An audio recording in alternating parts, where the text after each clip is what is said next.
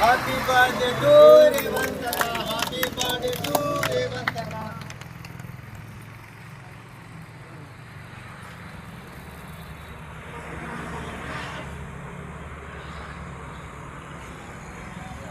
ఈరోజు రేవంత్ అన్న దెబ్బకు జూబ్లీహిల్స్ ఎలక్షన్లో ప్రతిపక్షాలకు పోలింగ్ ఏజెంట్లు కూడా దొరకలేరు.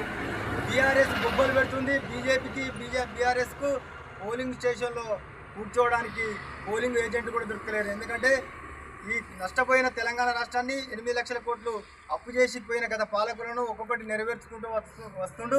ఇవాళ రేవంత్ అన్న ప్రజల ఆశీర్వాదంతో పోరాడి నియంత్ర పరిపాలనతో సంఖ్యలను తెంపి తెలంగాణ రాష్ట్రంలో మహిళలకు బస్ ఫ్రీ ద్వారా ఉచిత విద్యుత్ ద్వారా ఇంటికి 200 యూనిట్ల విద్యుత్ ఉచితంగా ఇచ్చుకుంటూ ఇలా రైతు రుణమాఫీ చేసి రైతు బంధు ఇచ్చి రైతు భరోసా ఇచ్చుకుంటూ ఇలా 2 లక్షల రుణమాఫీ కూడా చేసిండు. సన్న బియ్యం ఇస్తుండు, రేషన్ కార్డులు ఇచ్చిండు, ఇందిరమ్మ ఇల్లు ఇస్తాడు, అనేక సంక్షేమ కార్యక్రమాలు చేసుకుంటూ ఇవాళ రేవంత్ అన్న నిండు నూరేళ్ళు ఆయురారోగ్యాలతో బతకాలని పేద ప్రజలంతా ఆశీర్వదిస్తున్నారు.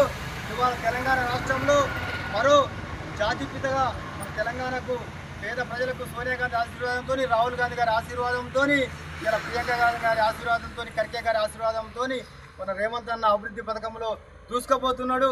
ఈ జూబ్లీహిల్స్ ఎలక్షన్లో కూడా 50,000 ఓట్ల మెజార్టీతో నవీన్ యాదవ్ గెలవడం పక్క వారికి ఇవాళ బీజేపీ టీఆర్ఎస్కు పోలింగ్ ఏజెంట్ దొరుకుతలేమంటే ఇది చాలా ఆనందకరమైన విషయం. జై కాంగ్రెస్, జై రేవంత్ అన్న.